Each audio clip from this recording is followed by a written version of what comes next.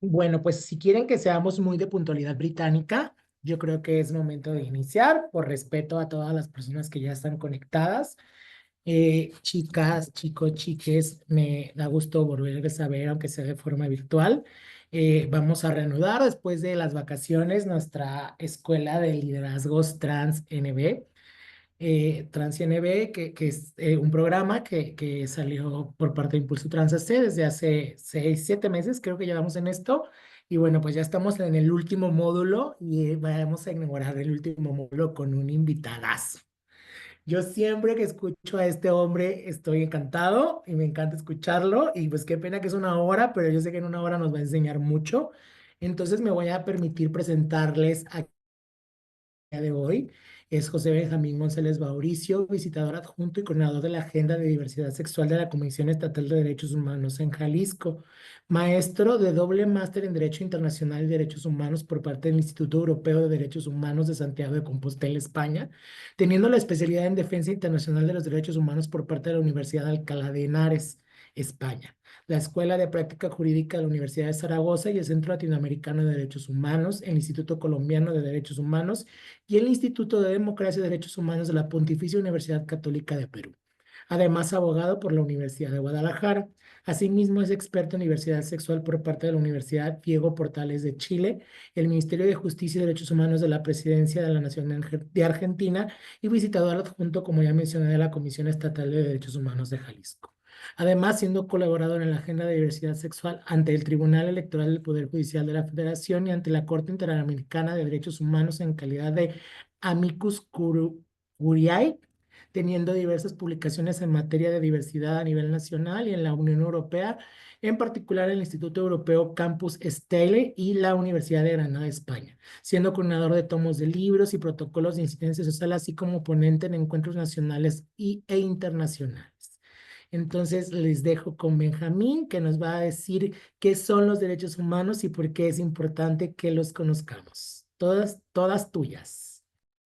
Muchísimas gracias, muy buenas noches tengan todas, todos y todas. Me complace el hacer esta apertura de un tema muy importante, que es hablar sobre la importancia de los derechos humanos, por qué es de indispensable saber qué son, para qué existen y para qué sirven, que es lo que nos convoca en esta reunión. Previo a iniciar mi participación, me gustaría, para hablar entre pares, que podamos encender nuestras cámaras para que sea literalmente un conversatorio. Asimismo, agradecería que en cualquier momento tengan alguna duda, comentario, tengan el libre acceso de poderme interrumpir para poder esclarecer sus comentarios. Pues bien, voy a iniciar a compartir pantalla para hablar de este tema muy importante que nos convoca esta noche fría aquí en Guadalajara. Se alcanza a ver la presentación. El primer tema, sobre todo, es hablar qué son los derechos humanos y por qué es la importancia de conocer los derechos humanos. Dejo de Y, compartir pantalla. ok. Es que te iba a decir que no se veía Igual manera, si no si no se alcanza a ver, me comentan. Pero previo a iniciar mi presentación, creo que en varios tipos de participaciones me gusta mostrar un video que dura 2 minutos. En este video de 2 minutos nos muestra el por qué sirven los derechos humanos. Dicho lo anterior, entonces voy a compartir pantalla, pero voy a poner una bocina porque me van a disculpar porque el video es un poco mal grabado por una intervención que tuve en Argentina y quiero que literalmente conozcan por las víctimas, qué son y para qué sirven estos, lo que se le conocen como los derechos humanos. Si es así, empiezo literalmente a compartir. Me gustaría literalmente que me reiteraran si se alcanza a visualizar el video. Permítanme. Voy a dejar de compartir y comparto, pero creo que también tengo que activar el audio para que ustedes puedan tener el acceso al mismo. Denme un minuto. Compartir. ¿Se alcanza a ver la primera imagen del video? Sí, se ve la imagen. Solamente creo que me digan sí o no. Sí, la imagen sí. Sí,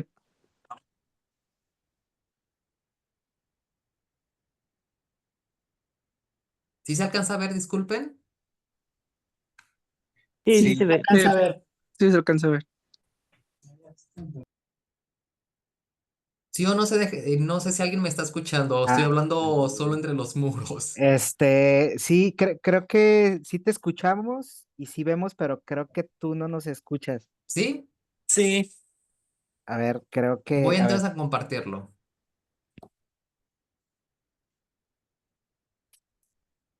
¿tú sí nos escuchas, Benjamín? AUX mode.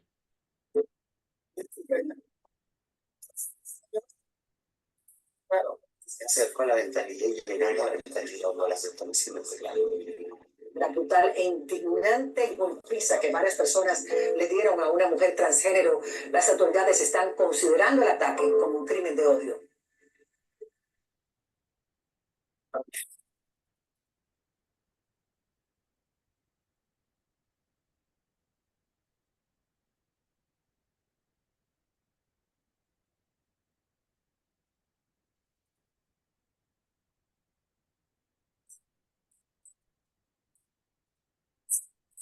Se cometen con múltiples violencias, múltiples armas. Hay mensajes incluso grabados en el cuerpo de las víctimas. ¿Cómo explicas que a una persona se le amputen los genitales, por ejemplo?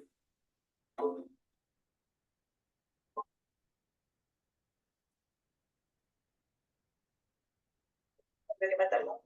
Fue muy caso. Pensando que yo estaba ahí. Hoy fue el día de juicio dentro del Consejo de Gobierno. Le siguió una apurada e incompleta investigación. El juez cerró sin realizar la autopsia.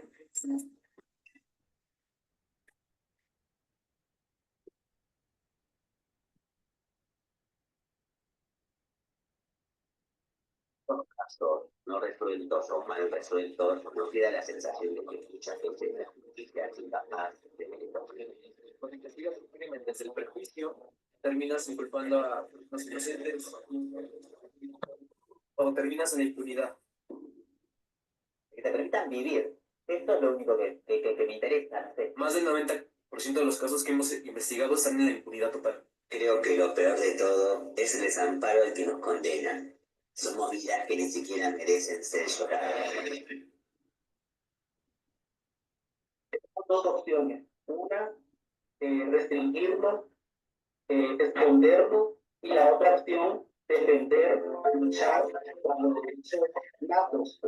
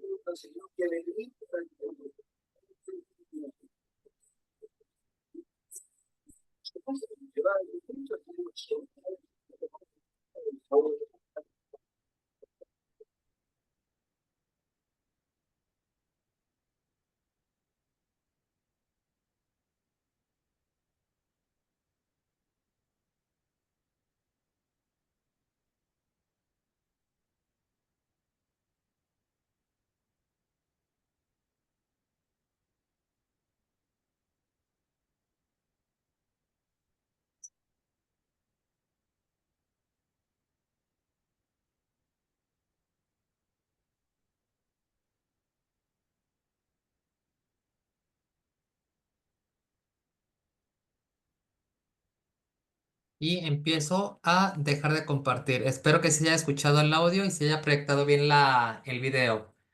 En este pequeño video de 2 minutos, ¿qué es lo que nos establece? La importancia de conocer qué son derechos humanos, el entender quiénes son las personas, qué es la población LGBTQ+, y cuáles son las obligaciones de la autoridad para que ésta pueda responder para nuestras necesidades mínimas, básicas e indispensables, como lo es el simple derecho a la vida y a la libertad. Pues bien, ahora sí, iniciamos literalmente con esta pequeña participación que voy a tener un servidor junto con ustedes. Empiezo a compartir la pantalla para esta presentación. Empiezo a abrir la pantalla completa. Si no se alcanza a visualizar, por favor, háganmelo saber para poderla proyectar mucho mejor. Empiezo a abrir pantalla completa. Perfecto, muchísimas gracias. Al momento que hablamos de derechos humanos, se nos viene seguramente varias percepciones que son válidas. Sin embargo, en ocasiones descuidamos. ¿Y quién es la autoridad?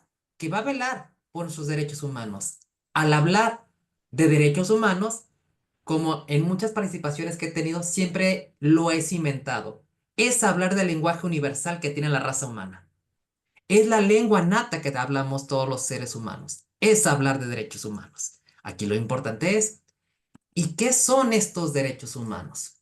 Cabe hacer mención que los derechos humanos es la herramienta de empoderamiento para todas las víctimas. Pero, ¿qué es esta herramienta de empoderamiento que tienen las víctimas llamada derechos humanos? Pues va a ser este conjunto de derechos y libertades que va a tener cualquier persona, sin importar ni su identidad de género, ni su expresión de género, ni mucho menos su orientación sexual, ni su sexo. Son quizás estas concepciones que tenemos al momento de nacer, en el cual estos derechos humanos o estas libertades nacen por automáticamente, por este hecho que somos personas, que hablamos entre pares, y que automáticamente abre una brecha filosófica, y esta brecha filosófica nos habla de la naturaleza humana. ¿Cuál es esta naturaleza humana? Es hablar de la dignidad, es hablar del derecho humano más importante que tenemos las poblaciones, tanto lesbianas, gays, bisexuales, trans, intersex, queer y demás identidades de expresiones de género que desafiamos el binarismo de sexo y género. ¿Cuál es este derecho humano? Para un servidor siempre ha sido el derecho de ser, de resistir y de sobrevivencia. ¿Y cuál es esta concepción del derecho de ser? Es ser una persona LGBTQ+, ser considerada como ser humano, ser considerada con un trato digno, cordial, como cualquier persona, que es desafortunadamente las brechas de desigualdades que aún estamos transitando en nuestras regiones.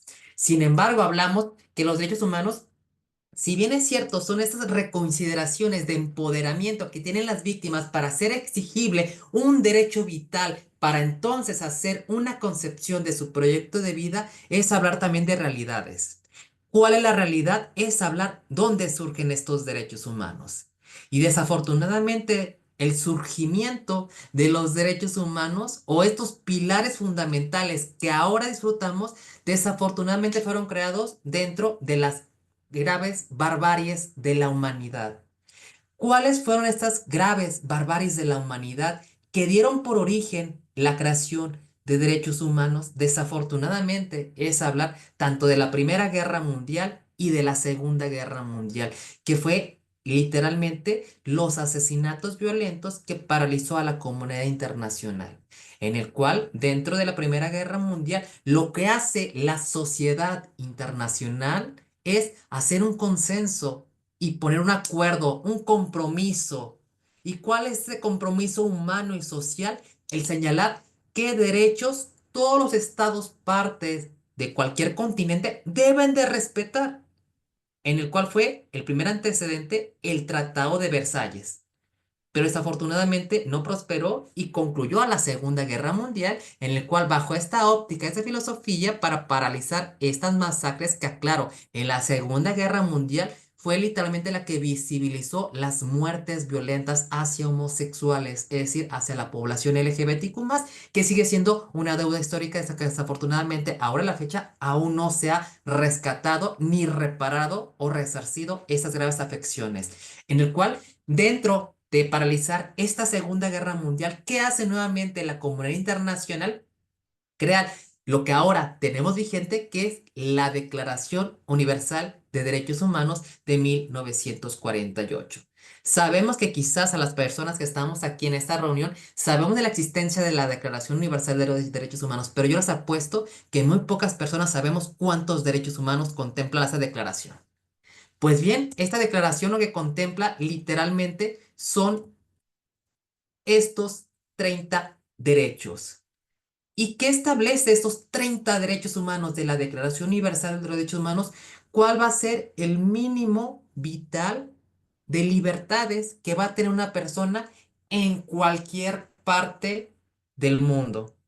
Y uno de ellos, y el más importante que nos aboca a nosotras, nosotros y nosotres, es el principio de igualdad y no discriminación. ¿Y cuál es este principio de igualdad y no discriminación? Hablamos del trato, hablamos de la atención, hablamos literalmente de la reivindicación de la preexistencia de grupos históricamente discriminados en el cual a lo largo de la historia hemos sido invisibilizadas en nuestras decisiones, en nuestra autonomía corporal y sobre todo en el derecho de vivir, en el derecho de ser. Pues bien, estos derechos humanos, como se había comentado, surgen desafortunadamente por las graves barbaries de la humanidad, que es la Primera y la Segunda Guerra Mundial, abre entonces el abanico de decir, ¿y estos derechos humanos metodológicamente cómo se van a crear? Ya salieron como resultado de la Primera y Segunda Guerra Mundial, pero ¿cómo lo vamos a digerir? En un primer momento debemos de entender que los derechos humanos salen de una filosofía natural, que se llama el justnaturalismo. Y el justnaturalismo nos establece que los derechos humanos surgen a través de la naturaleza, como vemos en la primera imagen, es decir, por el derecho de ser, de vivir. El hecho de ser estas concepciones que no necesariamente tienen que estar escritas, sino que al contrario, se te da por el simple hecho de ser una persona, de acuerdo a tus acepciones o en su caso a tus percepciones. Eso es el derecho natural, que se da por natalidad. Sin embargo, al transcurso del trayecto de la historia, nos vamos a dar cuenta que cada una de las personas aquí presentes pensamos de diversa manera, en el cual no hay un criterio homologado, que quizás para mí lo que es el derecho de la libertad, quizás para la compañera Diva o para el compañero Michel va a ser un poco distinto el de la concepción del derecho a la libertad. Entonces, ¿qué es lo que necesitamos hablar? Que los derechos humanos, aparte de que surgen por la naturaleza, van cambiando al transcurso de la historia. Porque no es lo mismo hace 20 años hablar del derecho al matrimonio igualitario que ya ahora es una realidad. Hace 50 años hablar del derecho a la identidad de género era hablar literalmente de un delito, de un crimen. Ahora es hablar de un derecho. Es decir, los derechos humanos se van encarnando, van evolucionando en el transcurso del tiempo. Aquí hablamos de la filosofía de Charles Darwin, de la evolución de la especie humana, en el cual a través de esta evolución van surgiendo nuevas necesidades sociales y que estas necesidades sociales se deben reconocer, se deben plasmar y se deben de garantizar. Y eso nos establece a la tercera filosofía, que habla del derecho escrito, el positivismo. Y esta filosofía nos establece que estos derechos humanos, si bien es cierto, son naturales, cambian al transcurso del tiempo, pero cada uno tiene su propio anarquismo mental. ¿Qué es lo que debo de hacer? Homologarlo a un solo criterio de qué son los derechos humanos y cuáles son esos derechos humanos. ¿Cuál va a ser este criterio homologado? El escribir o reglamentar cuáles son sus derechos humanos, pero por escrito. Por eso le conoce el positivismo. Es decir, ya debo de describir cuáles son tus derechos humanos, que son los mismos a las personas que tenemos de lado, de frente y de atrás. Eso es hablar, que ya los derechos humanos ya no están en el aire, ya no es por el simple hecho de la naturaleza, sino que ya ahora te los voy a reconocer en un papel. Y este papel, ¿cómo se le conoce? Llámese reglamentos, leyes, constituciones, convenciones o tratados internacionales. Es decir, ya ahora todo derecho humano está reconocido en un marco jurídico a través de una norma. Sin embargo, aquí vamos a entrar a otro dilema. Hablar de lo ético. Porque los derechos humanos también habla de lo que es correcto o incorrecto. Pero aquí la pregunta es, ¿pero a quién? Porque quizás para mí lo correcto y lo incorrecto sea distinto para ustedes. Y es ahí donde topamos con pared y finalizamos con la cuarta filosofía y última que complementa la existencia de derechos humanos. ¿Y cuál es esta última? ¿Cómo es la imagen? Es hablar de el consenso, acuerdos, convenios. Es decir, entonces, ya esos derechos humanos que están en el aire, que evolucionan al transcurso del tiempo, que están reconocidos en una norma y que deben de vertir de cuál es lo correcto y lo incorrecto, debo de socializarlos, debo de entender qué necesidades tienes tú como persona y yo como Estado, ¿qué obligaciones tengo que hacer para poder responder a esta necesidad? Y es ahí entonces donde se complementa lo que hoy conocemos como derechos humanos. Aclaro, estas son las corrientes filosóficas en el cual nos dan a entender el surgimiento de derechos humanos. Sin embargo, ¿cómo sé que yo tengo enfrente o en presencia de un derecho humano? Cabe hacer mención que los derechos humanos tienen 4 características indispensables reconocidos en el artículo primero constitucional de nuestra Constitución Política de los Estados Unidos Mexicanos de 1917, reformada el 10 de junio de 2011, en el cual nos establece las 4 características prioritarias, que es hablar de la universalidad. Es decir, su misma aseveración lo establece que los derechos humanos deben de garantizarse en cualquier parte del mundo. Ojo, garantizarse, no estoy hablando de su aplicación. ¿Qué quiere decir eso? Que el derecho humano está en cualquier parte. Israel, Irán, México, Panamá o Paraguay. Está. Lo que va a cambiar es la aplicación. Pero el derecho humano existe. Se está. La aplicación solamente va a variar de acuerdo al análisis contextualizado de un Estado-nación. Es decir, de acuerdo a su ámbito social, político, demográfico, cultural o su propia idiosincrasia. Es donde el derecho humano se encarna de acuerdo a las autoridades, a los mecanismos de defensa que tiene tal país, tal territorio o tal continente. Pero el derecho está. Varía solamente su aplicación. Pero es eso hablar de la universalidad. La interdependencia y la indivisibilidad habla de que los derechos humanos están ligados tanto los unos a los otros. No puede existir un derecho humano por sí solo. Siempre necesita de otro derecho humano para existir o en su caso para poder hacerse posible. Aquí desafortunadamente lo que se establece, y yo siempre pongo el ejemplo más sencillo de que, ¿qué pasa cuando se nos corta dentro de nuestros domicilios el agua potable, el derecho al agua? Pensamos que solamente se nos viola un derecho humano, que es el derecho al agua, pero de acuerdo a la interdependencia y a la indivisibilidad, también me están vulnerando mi derecho humano a la alimentación, a la salud, a la integridad o sorpresa. Ya no solamente un derecho, son varios derechos humanos. Es ahí esta característica, que es la interdependencia y la indivisibilidad.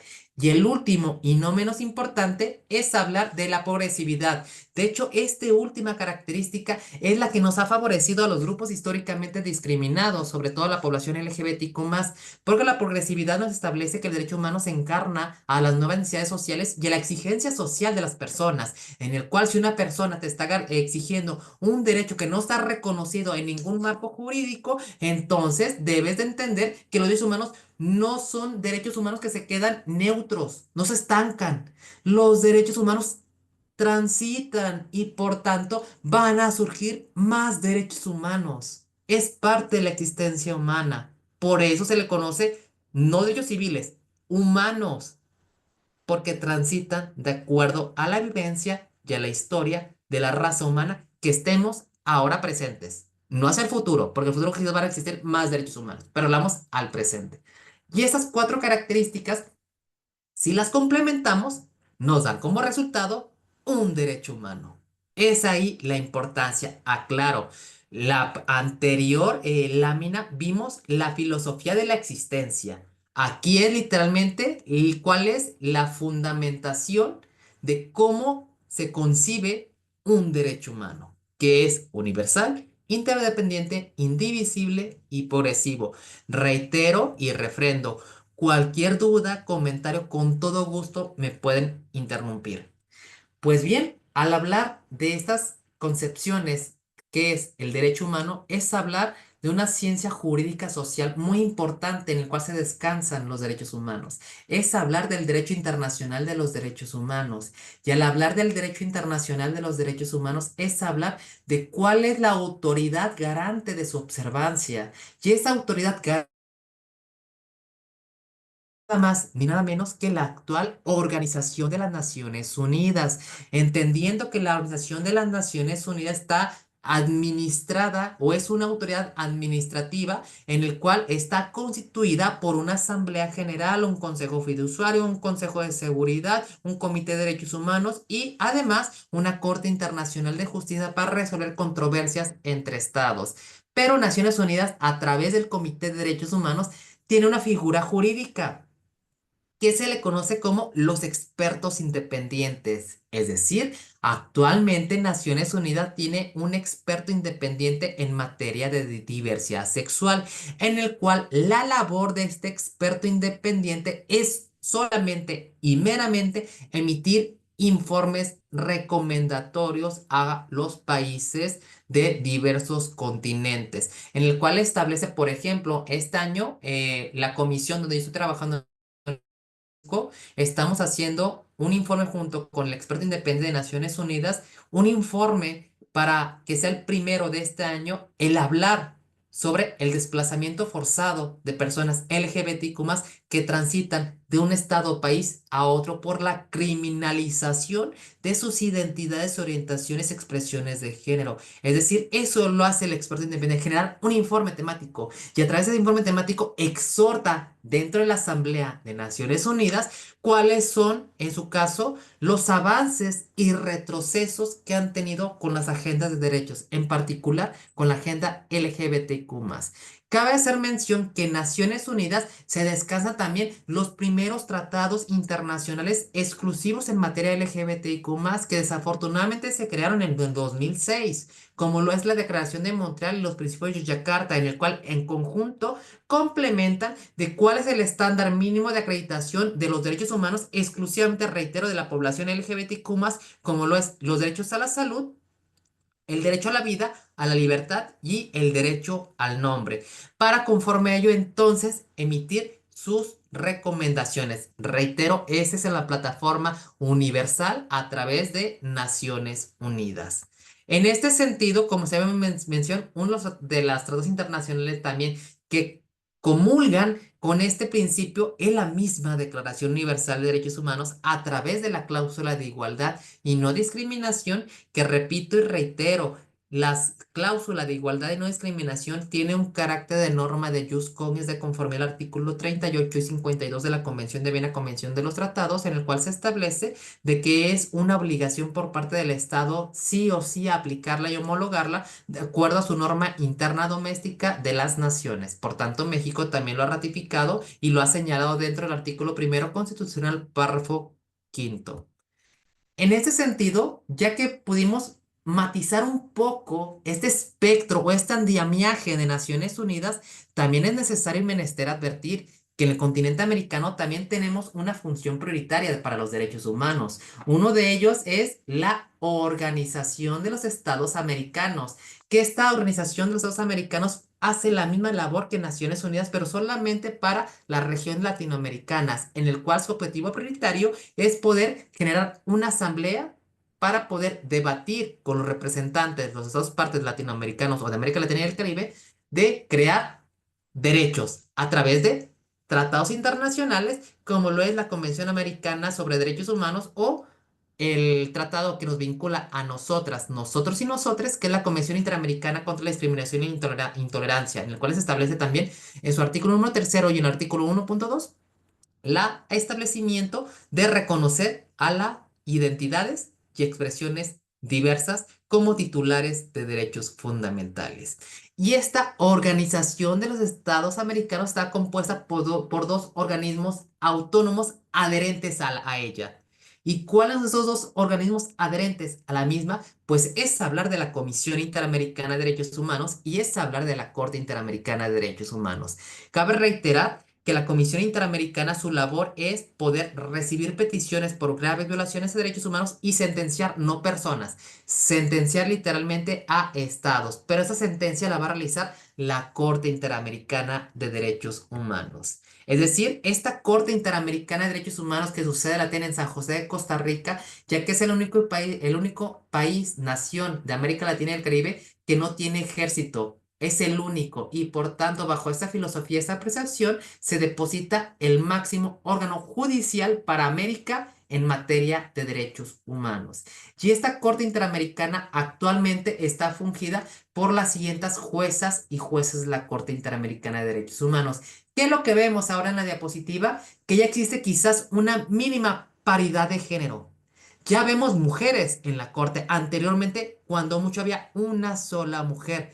La pregunta ahora es, ¿y cuándo vamos a ver una persona LGBTQ más en esas instancias judiciales internacionales? Es ahí, literalmente, la deuda pendiente que aún se reviste para América Latina y el Caribe, porque es indispensable ser la causa para defender la causa y estar en esos espacios de decisiones para tener literalmente este sentido de congruencia y más aún si hablamos de derechos humanos. Pero repito, aún queda la deuda pendiente. En México, al hablar de derechos humanos, es hablar literalmente de nuestra constitución política de los Estados Unidos mexicanos, que aclaro, si checamos antes de la reforma constitucional del 10 de julio, antes no existían derechos humanos, antes se les conocía las garantías individuales. Y antes no se señalaba la palabra persona, era el hombre tendrá garantías individuales. Y la pregunta es, ¿y las mujeres? ¿Y los grupos LGBT? ¿Cuándo vamos a tener derechos humanos? Para México, actualmente, se tiene la proyección que esta reforma es la más garantista de derechos humanos. De hecho, desafortunadamente, en la actual administración del Poder Ejecutivo quieren restringir esta reforma por creer que es garantista de derechos humanos a través del control de convencionalidad, pero que ese es otro tema diverso al tema que hoy estamos atendiendo. Si checamos, o es más, yo les invito, agarren la Constitución, chéquenla. Y quiero que vean el artículo primero, el tercero y el cuarto constitucional. Y van a ver que aparece la persona, las palabras, la persona, la mujer, la persona de indígena o de comunidades o pueblos originarios. Aparece la palabra migrante. Aparece la palabra personas con discapacidad. Aparece niñez. Aparece la palabra migrante, pero ningún artículo de toda la constitución política de los Estados Unidos mexicanos van a encontrar la palabra LGBT ni diversidad sexual. La pregunta es, entonces, no es garantista. Entonces, a mí como persona LGBTQ+, pues no me estás considerando en tu máximo instrumento jurídico nacional mexicano. Es decir, aún sigo invisible. Aún no me reconoces como persona. Entonces, ¿cuál es la segunda deuda pendiente que tiene México? El nombrarnos a cada una de nosotras y nosotros y nosotres en todos sus instrumentos jurídicos, porque lo que no se nombra no existe. Y es ahí entonces la importancia, lo que vimos en el video de esos 2 minutos, de visibilizarnos. ¿Qué es lo que necesitamos? Nombrarnos, estar ahí, para entonces ya ahora no hablar si efectivamente las personas LGBTQ+ somos merecedoras de tener derechos humanos. No hablamos de merecimientos, hablamos de una obligación, que por el hecho de ser persona, tenemos esta garantía fundamental, pero que esta garantía fundamental no debe de estar en el discurso, debe también estar descritos en las normas jurídicas mexicanas. Sin embargo, cambiando de contexto, en el primer artículo constitucional de nuestra Carta Magna nos establece literalmente esta vinculación, esta importancia que tienen los derechos humanos tanto en el país, pero también el compromiso internacional. Porque aclaro, si un derecho humano no está reconocido en ninguna legislación mexicana, pero sí en un tratado internacional, México en su artículo primero, párrafo segundo, establece que se debe de interpretar los derechos humanos de acuerdo también a tratados internacionales, favoreciendo en cualquier momento a la persona. Es decir, si yo como una persona queer veo un tratado internacional que es el que mayor me favorece, entonces al juez o a la persona impartidora de justicia le voy a solicitar que me aplique el tratado internacional y no la Constitución.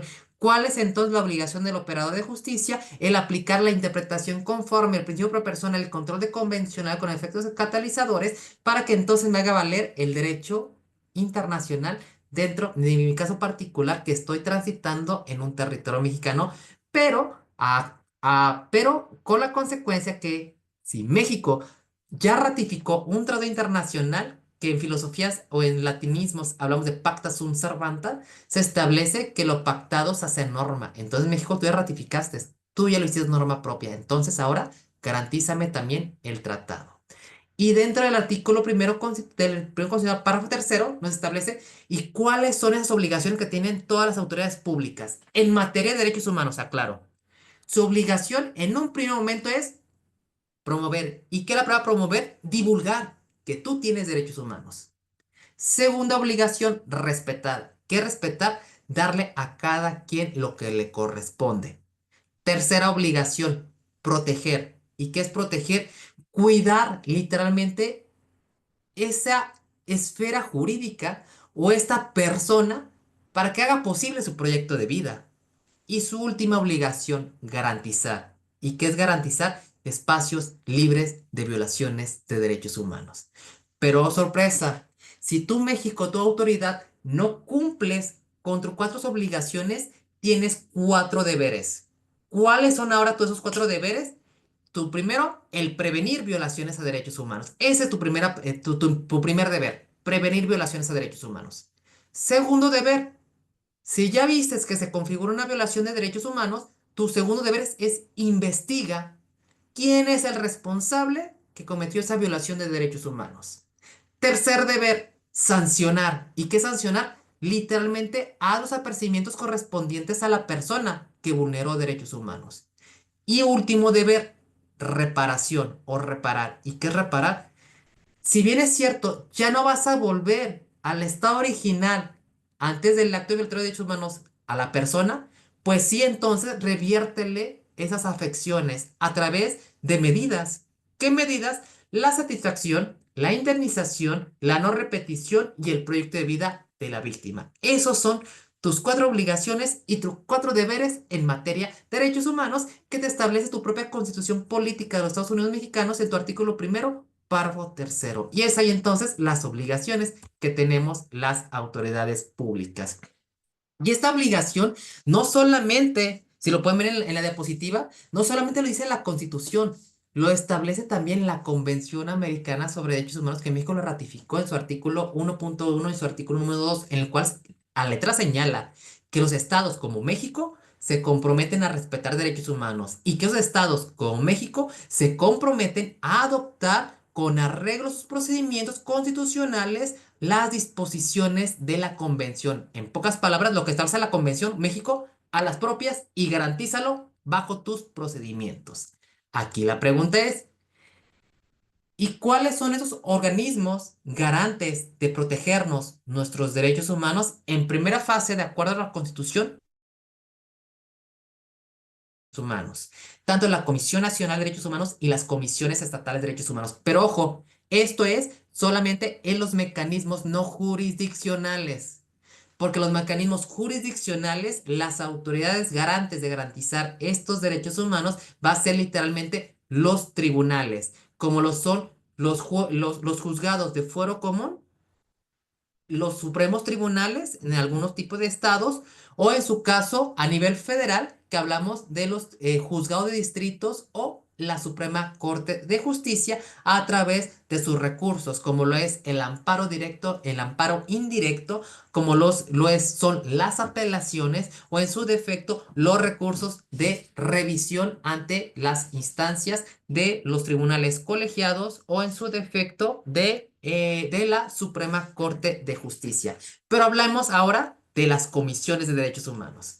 Las comisiones de derechos humanos son organismos autónomos, no dependen del Poder Ejecutivo, ni Legislativo, ni Judicial, tienen su propio patrimonio, tienen su propia disposición, tienen su propia libertad para poder observar que la autoridad Ejecutivo, Legislativo y Judicial garanticen derechos humanos de acuerdo a sus límites que establecen sus leyes y reglamentos. Por ejemplo, en Jalisco, nuestra Comisión del Estado de Jalisco tiene la finalidad de defender, proteger, estudiar y divulgar los derechos humanos, en el cual su sede principal en Jalisco la tenemos en Guadalajara, en Pedro Moreno, número 1616 en Colonia Americana, en el cual lo prioritario que hacen las defensorías es la interposición de las quejas. Y la pregunta es, ¿y qué es una queja? ¿Cómo presento una queja en cualquier comisión de derechos humanos? Muy sencillo. La queja es un procedimiento ordinario que cualquier persona lo puede hacer. No necesitas de abogada, de abogado o abogada. No necesitas. No necesitas ser estudioso del derecho. Cualquier persona civil puede presentar cualquier queja. En Jalisco, la Comisión de Derechos Humanos laboramos las 24 horas del día, todos los días del año.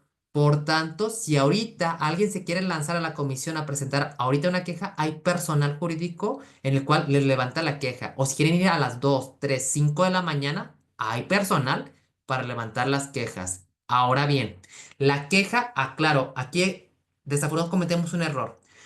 ¿Cuándo sé o cuándo sé que lo competente es presentar una queja o una denuncia penal? Existe aquí un hilo muy delgado. Las quejas solamente prosperan cuando la persona agresora o el agresor del acto sea una servidora, servidor público o una dependencia pública. Es ahí cuando hablamos de violaciones de derechos humanos y aquí prospera la tramitación de las quejas. Pero cuando son entre pares, entre iguales, como por ejemplo vecinales o pareja, no prospera la queja, porque la queja solamente es ante autoridades y servidoras públicas. ¿Qué es lo que prosperaría aquí? Aquí ya no estaríamos hablando de violaciones de derechos humanos, aquí ya estamos hablando de un delito. Por tanto, entonces, ¿qué mecanismo ese que debe de prosperar? Son las denuncias ante las fiscalías. Esa es la única distinción.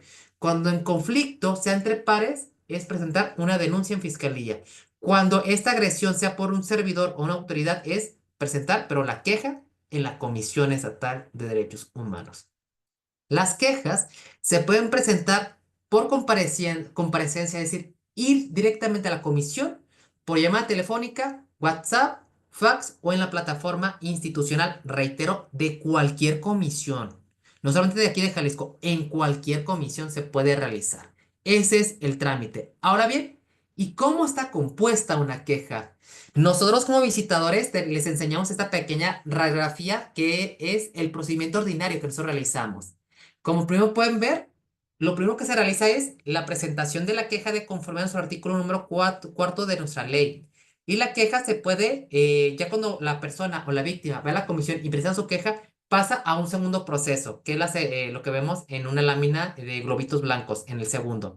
Es ahí donde se turna a una visitaduría y entra al estudio para verificar si esta queja habla de derechos humanos o de violaciones a derechos humanos, en el cual se admite una opción.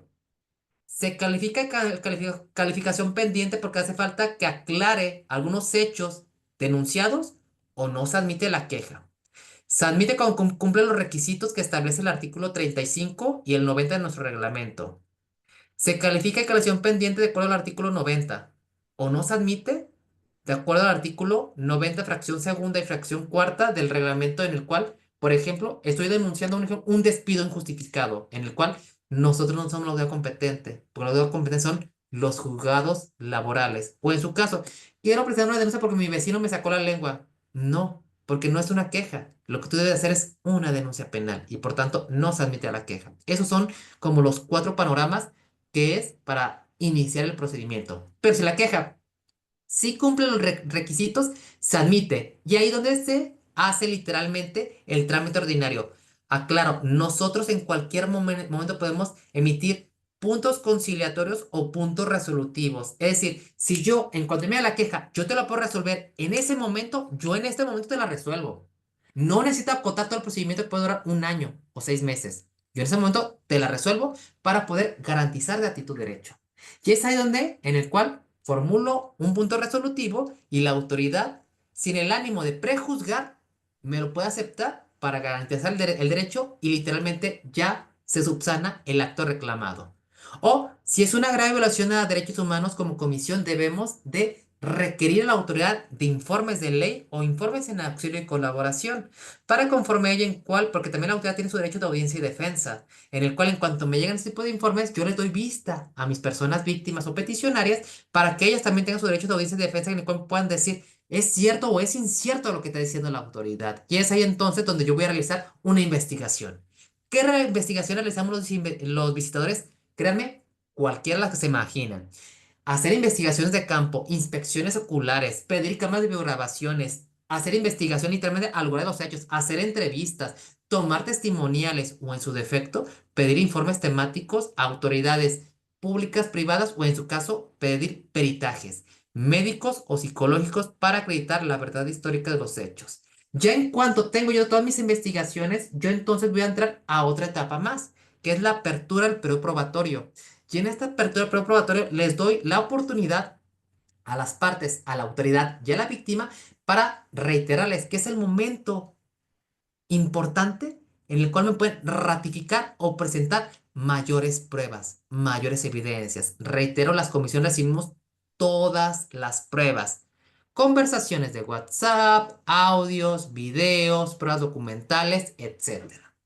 Ya en cuanto yo cierro el preprobatorio, entonces ya hago mi acuerdo de instrucción y ya estoy en condiciones de resolver. ¿Cómo puedo resolver? Archivar la investigación porque no hay violaciones a derechos humanos, archivarla provisionalmente porque no se acreditó de manera complementaria, formular propuestas de conciliación o en su defecto emitir una recomendación. Lo importante aquí es, ¿y qué es una recomendación? Las recomendaciones es literalmente la máxima resolución que tenemos como defensorías públicas de derechos humanos. Y en las recomendaciones, acreditamos las graves violaciones a derechos humanos y solicitamos a la autoridad puntos recomendatorios para que puedan garantizar el derecho humano y no se vuelva a repetir o subsanar. Aclaro, la autoridad puede o no puede aceptarla. Sin embargo, existe un artículo de la ley en su transitorio en el cual si la autoridad no me acepta la recomendación, yo como Comisión Estatal de Derechos Humanos puedo solicitarle al Congreso que se aperture un juicio político en contra del servidor público que no quiso aceptar la recomendación, se investigue y que sea el Congreso que emita la medida de resarcimiento. Ya no yo, que sea el Congreso. Es ahí donde tienen los dientes escondidos las defensorías públicas de derechos humanos. Por último, y no menos importante, reiterar que también las personas LGBTQ+ tenemos un medio de defensa, que en ocasiones lo aseveramos dentro del mes del orgullo, pero créanme que es un mecanismo de visibilización, de hacer posible literalmente qué somos, quiénes somos. ¿Cómo están o cómo creemos que están resguardando nuestros derechos humanos? Y este mecanismo de defensa que tenemos las personas LGBTQ+ son la protesta social, las marchas. Porque sí, si bien es cierto, es un ámbito de celebrar la diversidad, pero también de visibilizarnos, que aunque nuestra constitución no nos señale, aquí estamos presentes. Y que esa presencia es un reto de la agenda pendiente para garantizarlos no solamente en Jalisco, sino en todo el territorio mexicano. Y reiterar que las personas LGBTQ+, desafortunadamente, las graves violaciones humanas que en ocasiones se nos recurre a nosotras, a nosotros y a nosotros, tienen nombres, tienen raíces. Sí, la violencia tiene nombre y tiene raíz. Y desafortunadamente, donde surge toda la violencia es a partir de la mente, de la concepción de una persona. Y esa mente o esa concepción de la persona, al momento de externarla hacia un público receptor y que el mío lo va a replicar, se le conoce como los discursos de odio. Es esta la raíz, esta es la semilla de la violencia LGBT. Porque esta semilla puede sacar raíces, llámese la evasión, discriminación, violencia verbal, pero puede quebrar y salir la flor para que sea visible al ojo ocular de cualquier persona. Y esta segunda fase de violencia es la que ya se hace perceptible, como lo es la violencia física, el abuso sexual y el asesinato y muertes violentas hacia personas LGBT y más. Por tanto, ¿qué es lo que se recomiendan o qué es lo que recomendamos nosotros y nosotras como Comisión Estatal de Derechos Humanos? Que antes de pensar, de hablar, hay que reflexionar que si es correcto o incorrecto mi pensamiento o lo que voy a decir. Segundo, verificar la información, si realmente es válida o no es válida. educarnos en materia LGBT, desafiar y confrontar, debatir, apoyar, aunque no seamos la causa, y denunciar cuando estemos en presencia de graves violaciones a derechos humanos hacia personas LGBTIQ y más. Por tanto, las personas LGBTIQ+, que habitamos y transitamos en Jalisco, en México y en América Latina y el Caribe, solamente pugnamos por un solo derecho. Y este derecho es que se nos reconozcan todos los derechos humanos, por el simple hecho de ser personas y además que se nos dé, aclaro, no una atención digna, una atención humana. Porque antes de ser LGBT, soy una persona humana, pero además tengo dignidad.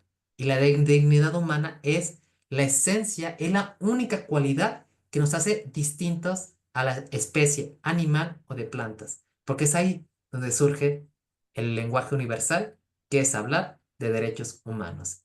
Muchísimas gracias. Hasta aquí termino mi intervención a efecto de que alguien tenga dudas o comentarios al respecto, en el cual yo me pongo a la disposición de poderles contestar. Muchas Muchas gracias. por Bueno, hay varios acá. comentarios en el chat. Ajá. Levantó primero la mano. Hay varios comentarios en el chat. Levantó la mano primero Joanne y después yo. Entonces, no sé si quieres que te vaya leyendo los comentarios del chat conforme fueron apareciendo y los va respondiendo. ¿Te late? Me late.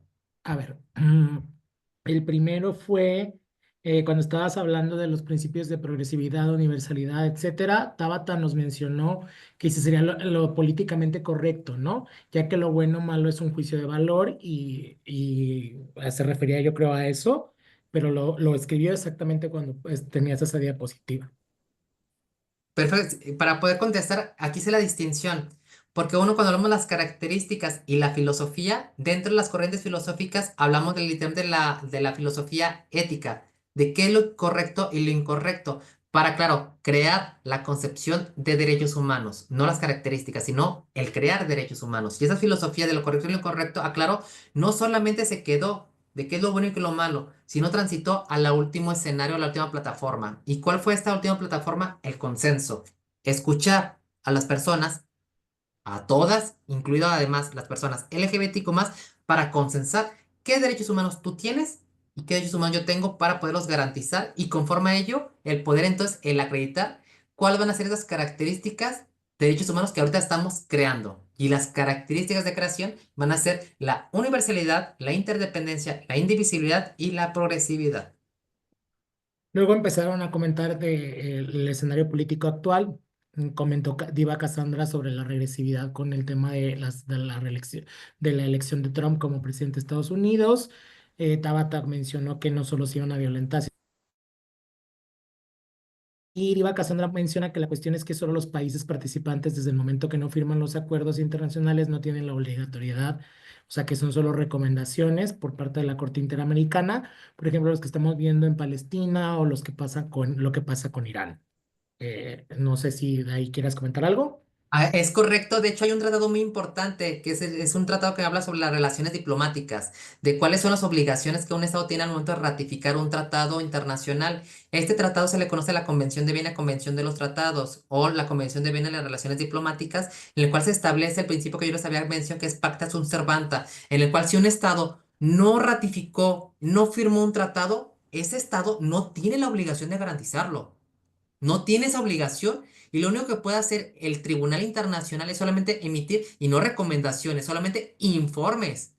Porque si emito una recomendación ya quiero dar a entender que te estoy responsabilizando y no te puedo responsabilizar porque tú no fuiste parte o no quisiste ser parte de esta comunidad internacional. Pero sí hago informes.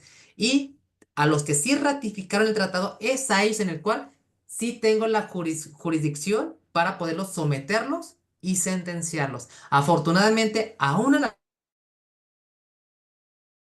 de todos los tratados internacionales de derechos humanos. Por tanto, hay que ser un poco positivo y decir que sí existen estos organismos internacionales en el cual nosotros podemos denunciar para que se pueda literalmente emitir las medidas de resarcimiento en contra del país que no esté garantizando su cumplimiento de observancia de lo que firmó. Pacta sunt servanda, reiteré, es una locución latina en la cual establece lo que tú firmaste ahora se convierte en norma interna y por tanto tienes la obligación de garantizarla. Ahí lo vamos a ver la movilización portal LGBT de Estados Unidos a México. Diva Cassandra menciona que así es por todo el tema que se decía de Trump. Mónica Humala sigue comentando el tema del escenario político, ¿no? Dice que este año se elige el nuevo presidente de la OEA y se está temiendo que se postule para la presidencia una persona aliada de Lula de Silva y de Trump. Y luego mencionaron que era Bolsonaro el retrógrada. Se compartió una nota ahí en el chat y Diva Cassandra y Dante mencionan pues que hay un panorama de regresión. Lo peor que el hombre más rico del mundo está financiando todos los partidos de derecha en Europa y bueno, se habla de todo ese escenario internacional. Está ahí, son los comentarios, no sé si quieras comentar algo sobre eso. Completamente, y me voy mi comentario va a ser al video que les proyecté, que duró 2 minutos. Aquí tenemos dos opciones, el callarnos o escondernos, o levantar y exigir la mano. Y es ahí literalmente en el cual, en nuestras propias conciencias, que es un ámbito muy particular y privado, en nuestras propias conciencias de nosotras, de nosotros o de nosotres, va a caber literalmente esta libertad de decidir y qué estoy haciendo yo, porque todo es una corresponsabilidad. Es muy fácil señalar, pero también aparte de señalar, hay que articular, hay que ser redes de apoyo, hay que denunciar y sobre todo hay que impugnar. Que en ocasiones pensamos, es que en la impugnación hacer todo ese tipo de procedimientos dentro de las autoridades es tiempo y es dinero o es desgaste. Si es la única vía que tenemos, hay que hacerla. O si no tenemos el otro mecanismo último y no menos importante, que es la protesta social, de poner a dominio público cuál es el sentir, la vivencia y la experiencia que tenemos los grupos históricamente discriminados en nuestros estados o en nuestros países. Va, gracias. Sigue Joanne para su participación. Tiene la manita levantada ya hace ratito. Hola, buenas noches. Yo solamente quería preguntar que cuando mencionabas, Benjamín, sobre las instituciones a las cuales se les puede poner una queja, ¿esas también son instituciones como, por ejemplo, privadas como los bancos? Hiciste una pregunta muy valiosa que quizá yo omití. Claro, las denuncias sobre todo en la Comisión Estatal de Derechos Humanos, que es la queja como tal, solamente prospera hacia ¿qué es una autoridad pública? Aquella que dependa de los poderes. ¿Qué poderes? Ejecutivo, legislativo y judicial. Las empresas privadas, nosotros como comisiones de derechos humanos, no tenemos la competencia de pronunciarnos, porque claro, las empresas y las personas físicas entre pares cubren o tienen una analogía de que ellos no cometen violaciones, cometen delitos. Por tanto, a las empresas hay que denunciarlos, pero en la vía penal o administrativa. Lo único que ahorita hablamos, porque también las empresas tienen derechos humanos, lo único que emitimos las defensorías públicas de derechos humanos solamente son informes, pero no podemos orillar hasta un procedimiento ordinario porque no tienen la figura jurídica de autoridades públicas. Por tanto, entonces, hacia bancos, por ejemplo, Banorte o la empresa Bimbo o Coca-Cola, si consideramos que vulneran nuestros derechos humanos con personas LGBTQ+, es la interposición de denuncias penales o en su defecto presentar literalmente un procedimiento ordinario ante los tribunales de fuero común o por segunda o tercera instancia el acudir mediante un juicio de amparo indirecto por ámbitos discriminatorios hacia la función política de los Estados Unidos mexicanos. Claro, que en los juzgados de fuero común están especializados por agendas, sea civil y familiar, mercantil, civil o administrativo. Aquí ya depende de la naturaleza del hecho denunciado. Ok, ahí creo que se respondió con todo lo que dijiste, lo que Yutzil preguntó en el chat hace unos momentos, que si se les podían poner quejas a los servidores públicos, ya la respuesta es sí, sí se puede. Yo tenía una pregunta y ahorita sigue Tabata. Mi pregunta tiene que ver con algo que está pasando y que de hecho es parte del tema de la agenda de todo el programa de salud sexual que abrió Impulso Trans. Yo tengo varias quejas interpuestas en la comisión, o sea, las tengo documentadas de personas que han puesto quejas porque OPD Salud Jalisco les niega la vacuna para VPH. tengo las quejas, la comisión ya ha respondido, ya ha dicho las recomendaciones, pónganles la vacuna, tienen derecho a la salud, aunque no estén en la NOM, ¿no? Las respuestas de la comisión han sido contundentes, ¿no?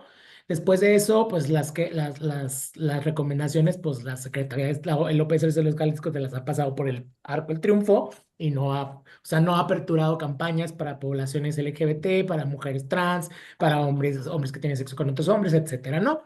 Entre otras personas y yo, invitamos a algunos diputados del Congreso de la legislatura pasada y se hizo un punto de acuerdo en el que el Congreso exhortó OPS de Salud Jalisco y a la Secretaría de Salud Jalisco a hacer campañas de vacunación para estos grupos históricamente vulnerados que requerían esa atención aunque no estuvieran en la NOM, ¿no? De vacunas. Entonces, Fíjate que, bueno, terminando, yo soy parte del OPD Secretaría de Salud Jalisco y yo voy a estar en coordinación en Coesida. Entonces, ahorita que termines, más adelante les explico este proyecto que se va a venir para que esas quejas de vacunarse sin ningún problema, yo los puedo ayudar.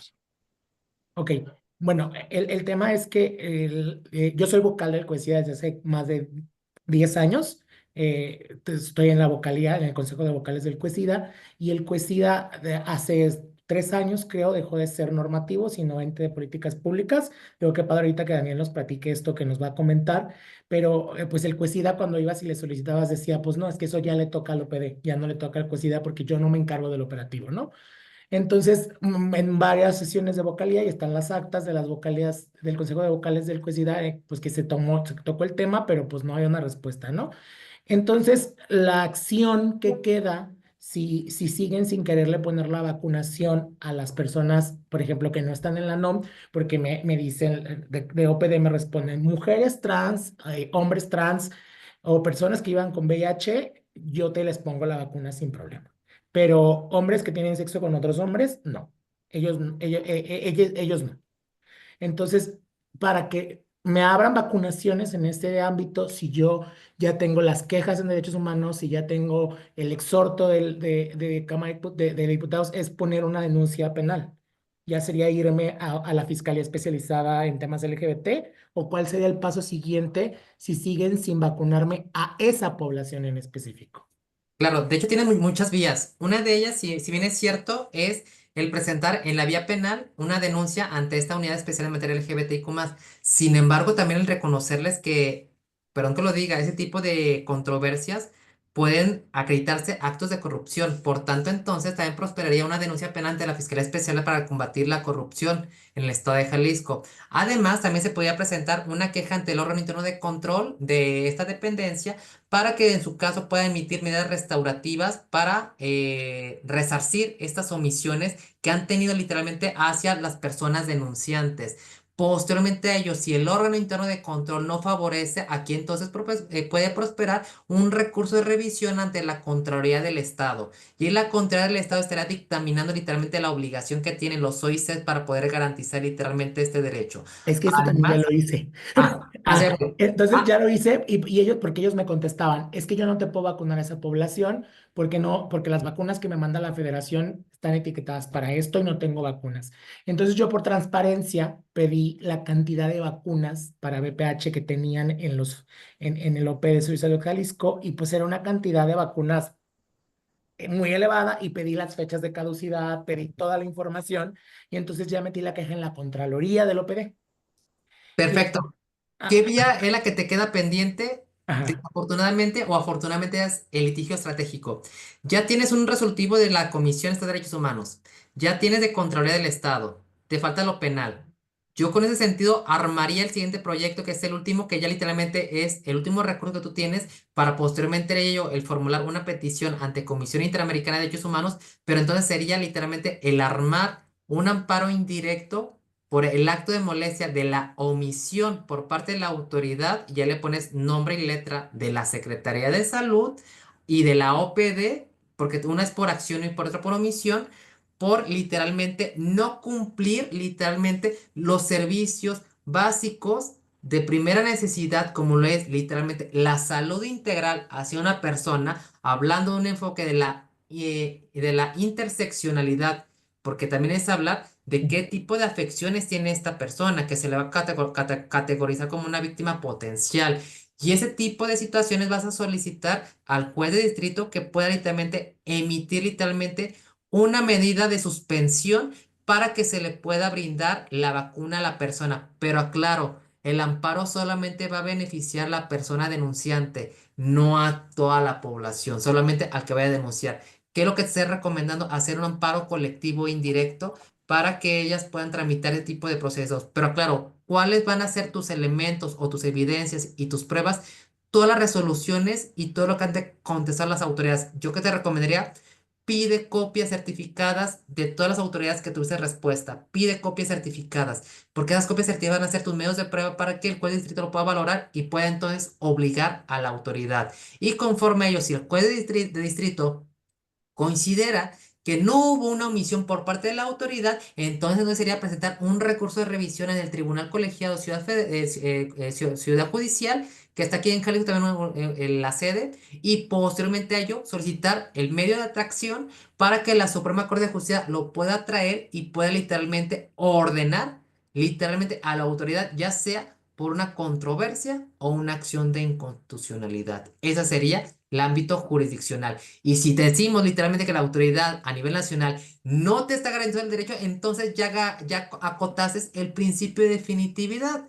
Y por tanto, al acotar el principio de definitividad, entonces ahora sí puedes presentar una petición ante la Comisión Interamericana de Derechos Humanos, en el cual yo con todo gusto te puedo decir las pautas de cómo presentar estas peticiones ante organismos internacionales. Que repito, no necesitas de abogado o de abogade. Los derechos internacionales son y están para las víctimas, no para las personas abogadas o jurídicas, sino para las víctimas. ¿Y cuáles son procedimientos amigables? El único problema es la carga laboral que tienen las organismos internacionales, en el cual solamente conocen casos o controversias paradigmáticos de graves violaciones de derechos humanos o en su defecto que puedan ser una medida de apremio para los demás estados partes de América Latina y el Caribe. Ok, ok, ok, ok. Me aclaraste mucho porque ahorita, de hecho, estoy por meter una petición porque Isaac y yo estamos armando un grupo de personas que quieren la vacuna. Entonces voy a meter una última petición con los requerimientos que el OPD me solicitó y voy a ver si no me la rebotan porque evidentemente va a haber en esa petición porque piden los CURPS para el etiquetaje de las vacunas. No piden nombres ni nada más que el CUR porque tienen que etiquetar la vacuna con el CUR para justificar el recurso. Pues en esos CUR va a haber muchos HCH, o sea, realmente. Y también va a haber personas que en la RENAPO van a seguir apareciendo como hombres porque no todas las personas trans tienen las mujeres trans han tenido el privilegio de transicionar legalmente, etcétera. Entonces ahí es donde voy a ver cómo responden y a partir de ello pues voy a ver qué onda, ¿no? Si nos vuelven a decir que no, te voy a buscar para que me ayudes. Con todo gusto, yo estoy en la plena disposición de poder sumar y colaborar. Daniel, ¿te parece si nos presentas la propuesta que ibas a presentarnos después de la pregunta de Tabata? Ah, sí, claro, sí, sí. Adela. Tabata, todos tú, paso la voz.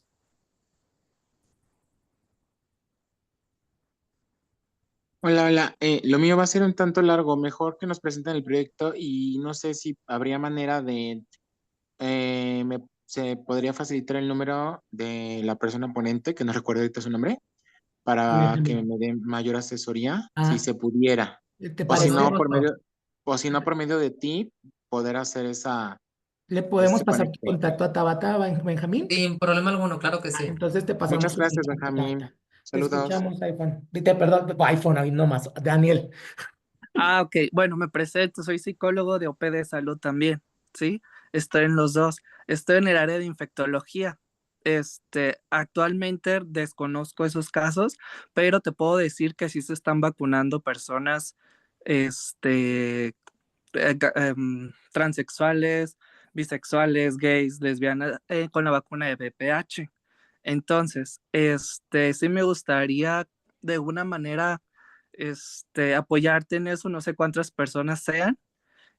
Apenas en febrero, si todo sale bien, yo voy a estar encargado en la coordinación y vinculación institucional, interinstitucional para aplicación de pruebas de VIH, sífilis, hepatitis C y hepatitis B a todas las personas que son trabajadoras sexuales, transexuales y demás, ¿no? Inclusive víctimas de violencia.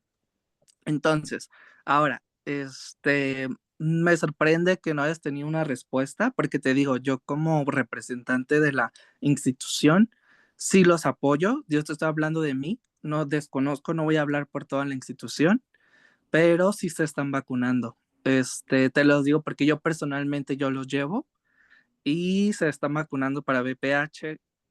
Entonces, este proyecto que se va a hacer es que estoy buscando, de hecho, apenas me estoy envolviendo, me estoy buscando representantes de instituciones para coordinarme a partir de febrero para aplicación y distribución de preservativos, así como lo demás. Entonces, como te comento, apenas hizo el cambio de gobierno, de hecho, el nuevo jefe de Coesida es un gran amigo que se Sí, llama el conozco al doctor doctor Amaya. Amaya desde hace muchos años. Ajá, es el doctor Amaya. Ajá, entonces, él fue el que me propuso, de hecho. A ver, Entonces, pero tengo una pregunta, Daniel. ¿Tú vas a estar en el CUESIDA o en el OPD? ahí lo que es lo que se está viendo, ¿sí? Es lo que se está viendo. Yo lo voy a apoyar de la manera en la tarde, lo voy a apoyar de manera gestión para hacer esas gestiones. En OPD yo estoy como psicólogo, como te digo. ¿En qué parte estás del OPD? Es que, En Soquipan. en Soquipan. Es que, a ver, ahí hay una confusión muy grande que es lo que sigue pasando en la administración pública. Digo, y este es un ejemplo muy importante para todas y todos, y por eso lo digo aquí frente a todos, Ajá, porque el secretario de Salud es un ente rector, es un ente normativo, no es un ente ajá, operativo. El ente operativo es el OPD Salud Jalisco. así es. Entonces, Ajá, si mi coordinador del CUESIDA, yo respeto mucho al doctor Anaya, es un excelente infectólogo tratante, pero si mi ajá, coordinador del CUESIDA que está entrando comete el mismo error que el coordinador saliente, el doctor Luis Ruiz Sandoval, de que ajá, es que ir siendo operativo cuando su labor no es operativa, sino normativa, pues va a ajá, haber un conflicto. Es que yo no necesito apoyo para que me den pruebas de VIH ni de hepatitis ni nada. Yo como organización tengo un convenio de colaboración con el OPD y me entregan insumos cada que lo solicito. ah, El ok, tema ok, específico es con la coordinación de estatal del programa de VIH, hepatitis C, ITS y hepatitis C, porque ellos y ellas y la última coordinadora y los coordinadores anteriores, a excepción de uno, que afortunadamente ahora es nuestro médico tratante, se negaban a dar la vacuna porque la norma oficial mexicana no les permite aplicarla. Yo sé que sí se le aplica a HSH. Yo también, sí, sí se le si aplica, yo agarro, si yo quiero que le apliquen la vacuna a un chico gay, yo voy y me acompaño o me contacto directamente con la directora del CAE, que es la doctora Marilyn, y ella me hace el paro de aplicársela. Pero entonces se vuelve que la aplicación de la vacuna, que es un derecho, se vuelve un privilegio. ajá, Y no ok, tendría que ser un privilegio. No tendrían Daniel o Ángel que llevar al chico gay a que lo vacunen al OPD, sino que el OPD tendría que tener una campaña de vacunación específica, como lo hemos solicitado las organizaciones de la sociedad civil organizada, que tenemos el programa de prevención combinada en VIH y ITS, para que se les pueda vacunar a todas las personas sin que yo tenga que hacer una llamada a Marilyn o sin que yo tenga que hacer una llamada a los de infectología del Soquipa, no sé, si que yo tenga que llevarlos al hospital civil a que, pues ahorita tengo vacunas y la doctora Luz Alicia me avisa y los llevo, es que entonces se vuelve la vacunación un privilegio. Y la ajá, sí, sí, vacunación sí, por VPH no tiene que ser un privilegio, es un derecho.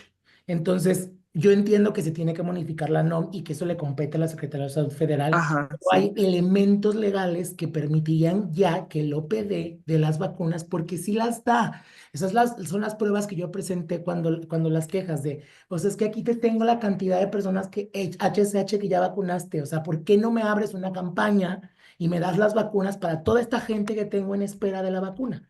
ujú, Ese es el tema. El tema no es si vacunan o no vacunan, porque yo sé que sí vacunan. A mí me han vacunado muchas personas que les he llevado de par en par, pero el tema es que no se vuelva un privilegio. sino que sea un Ok, pues déjame gestionarlo de todas maneras en oficinas OPD para ver qué podemos, a Sí, ver qué podemos hacer. nos mandamos mensaje para ponernos de acuerdo. Yo soy el Sí, coordinador del programa de prevención combinada de aquí de Impulso Trans ok. y, podemos hacer algo muy padre si hay la disposición del OPD de en esta ocasión sí dar la vacunación. Sí, sí, sin problema. Ahorita atendiendo pues los pendientes, pues gestionar pues sí, esta grande problemática, que no se vuelva eso sí un privilegio, sino que se vuelva un derecho como tal y que pues se le dé a todos, pues, porque realmente pues uno desconoce, a pesar de que estoy en esa área, uno desconoce porque no hay esta demanda, pues, o sea, desconozco que quién sí, quién no, o sea, realmente en mi área todos, así te lo pongo, pero pues realmente no sé, o sea, esta situación no sé desde cuándo está, ¿sí sabes?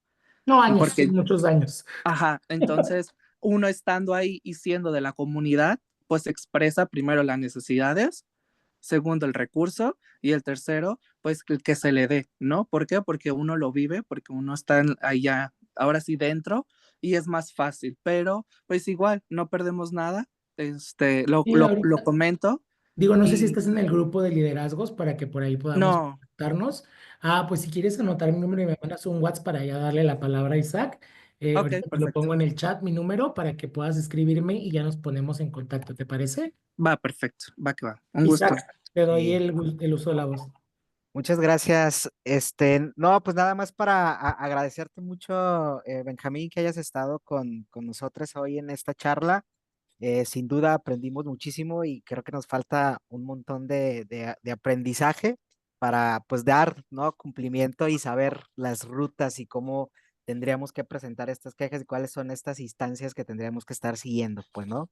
Y pues nada, agradecerte muchísimo que nos hayas acompañado. Y chiques, hay anuncios, no olviden llenar la lista de asistencia. Recuerden que para tener la constancia hay que tener el 80% de las sesiones. La próxima sesión es el 24 de enero y va a ser el funcionamiento de la administración pública y su impacto en mi vida cotidiana, que también van a seguir siendo herramientas para que se lleven. Y tenemos más anuncios. Vamos a empezar otro proyecto. También va a haber una capacitación de 20 horas. Esto es sobre el tema de la opinión consultiva número 24, 2017, sobre, que tiene que ver sobre su interpretación y su aplicación.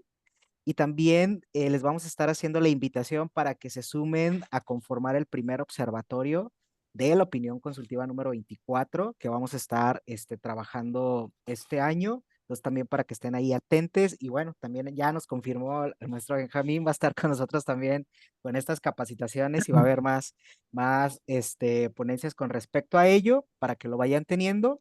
Y pues nada, era informarles un poco, ya vamos a empezar a sacar ahí toda la información para que se anoten y se registren. Y por último, preguntarles, la sesión de las estábamos haciendo a las 6:30 de la tarde, pero no sé qué les pareció el horario de las 8, como para poder pensar en cambiar a las 8 o lo dejamos a las 6:30 como lo habíamos manejado. Ya están ahí en el grupo de WhatsApp, por ahí estamos ahí en comunicación y pues si quieren nos ponemos de acuerdo para, para las siguientes sesiones. Pues no, pues nada, muchísimas gracias, pasen muy buenas noches, muchas Muchas gracias, gracias, Benjamín, estuvo maestro. genial, muchas gracias. Al contrario a Gracias. ustedes, que pasen una excelente noche y un excelente fin de semana.